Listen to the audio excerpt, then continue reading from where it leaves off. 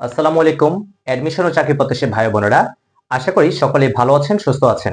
আজকে এমন একটা মানসিক দক্ষতার ম্যাথ নিয়ে কথা বলবো, যেটা এই যে ম্যাথটা, এইটা দেখা যায় যে এটা হচ্ছে 36তম বিসিএস এর একটা প্রশ্ন। তবে এই টাইপের ম্যাথ যারা আপনারা জাহাঙ্গীরনগর বিশ্ববিদ্যালয়ে পরীক্ষা দেন আর যাদের টার্গেট থাকে, ঠিক আছে, বা হচ্ছে বিসিএস এর মানে মানসিক দক্ষতা টপিকে তো আসেই, বা যে কোনো এক্সাম পাস গেট হোক বা যে কোনো এক্সামে যেখানে মানসিক দক্ষতা আসে সেখানে তো আসে। এবং জাহাঙ্গীরনগর বিশ্ববিদ্যালয়, চট্টগ্রাম বিশ্ববিদ্যালয় সব প্রায় সব জায়গায় আইকিউ যেখানে যেখানে আসে, এই নদী নৌকা স্রোতের অঙ্ক কিন্তু দেয়, এবং এইটা আমাদের একদম ঘাম বের করে দেয়।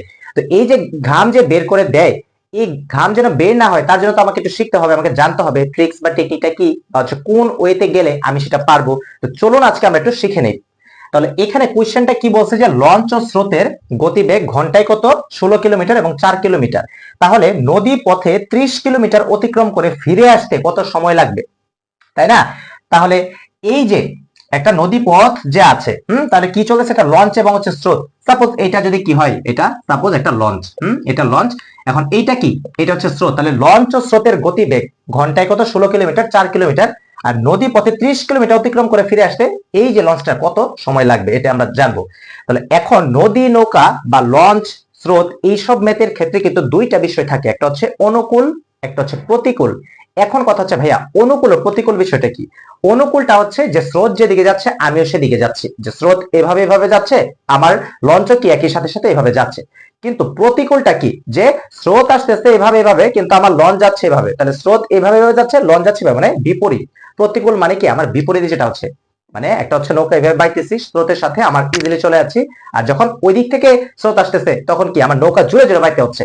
তাহলে অনুকূলে সবসময় একটা জিনিস মনে রাখবেন, যে অনুকূল মানে কি প্লাস। আমি একটা জিনিস বলে দেই, যে অনুকূল মানে কি প্লাস, আর প্রতিকূল মানে হচ্ছে কি মাইনাস। প্রতিকূল মানে হচ্ছে মাইনাস। আচ্ছা, তাহলে এই যে আমার যে 16 কিলোমিটার এবং 4 কিলোমিটার, তাহলে এটা তাহলে স্রোতের অনুকূলে এবং প্রতিকূলে আমরা একটু বের করি লঞ্চের যে গতিবেগটা। তাহলে স্রোতের অনুকূলে, অনুকূলে কি হবে, আমি বললাম যে অনুকূল মানে কি প্লাস। তাহলে অনুকূলে যেহেতু প্লাস হবে, তাহলে 16 আর 4 কি করব, আমি যোগ করব।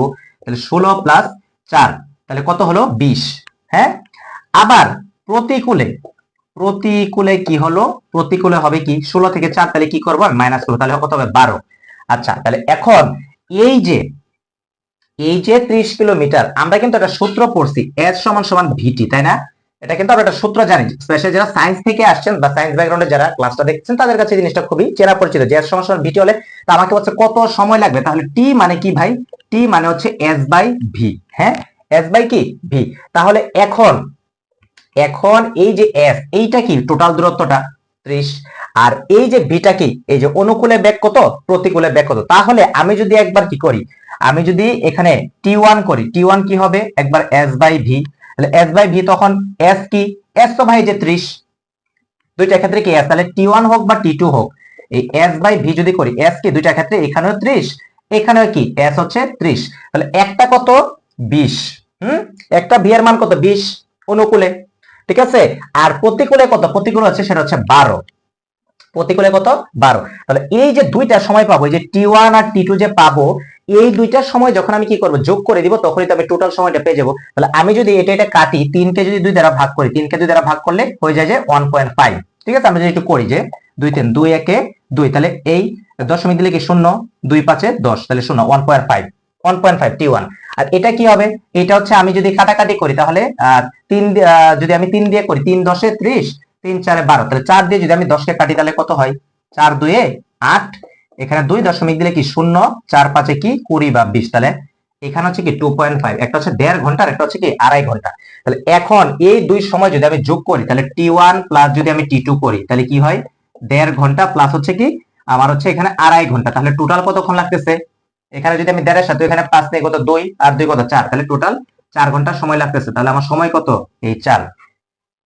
এখন কথা হচ্ছে ভাই, জিনিসটা তো খুবই কঠিন লাগলো বা খুবই কমপ্লেক্স একটা জিনিস, কিন্তু কমপ্লেক্স না। ভিডিওটা দরকার পড়লে আরেকবার দেখবেন, কি কথাগুলো বলছি, কোথায় কি ইউজ করতে হবে, ওই বিষয়গুলো শুনবেন, ওই কথাটা শুনবেন, ওই কথাগুলো শুনলে আপনার কাছে ক্লিয়ার হয়ে যাবে। মানে আমি তো বেসিক থেকে আলোচনা করলাম, দ্যাটস ওয়াই ম্যাথটা এত বড় হয়েছে। কিন্তু যখন আপনাকে এরকম থাকবে যে নদী নৌকা বা লঞ্চ স্রোত বা নৌকা ও স্রোতের এত কিলোমিটার এত কিলোমিটার, তাহলে এত কিলোমিটার পথ অতিক্রম করতে মানে 30 কিলোমিটার বা সামথিং পথ অতিক্রম করতে তার কত সময় লাগবে? তাহলে কি করবেন, একবার প্রথম যে দুইটা ওই যে নদী স্রোত বা লঞ্চ স্রোত বা হচ্ছে কি বা নৌকা স্রোত এরকম যে মানে সেগমেন্ট গুলো থাকে, ওই দুইটার যে অনুকূল এবং প্রতিকূল বের করে ফেলবেন। তাহলে অনুকূল মানে কি, ওই যে যা থাকবে একবার কি যোগ করে ফেলবেন মনে মনে, তাহলে 16 আর 4 কত 20, আর প্রতিকূল মানে কি 16 মাইনাস 4 কত 12, তাহলে ওই 20 আর 12, তাহলে ওই 20 আর 12 দ্বারা কি করতে হবে, এই 30 কে ভাগ করতে হবে।